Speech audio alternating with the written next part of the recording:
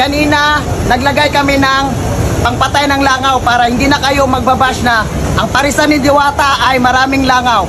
Kaya guys, kung kayo po ay totoong vlogger pa kay Diwata, dapat po tutuhanin nyo po, wag nyo pong sirain.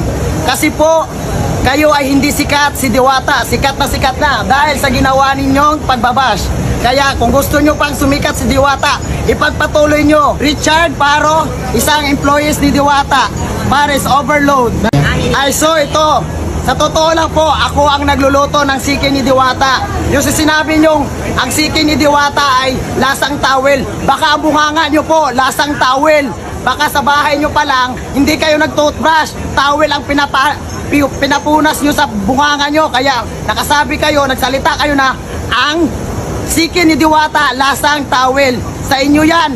Kasi pag alis nyo ng bahay, towel, hindi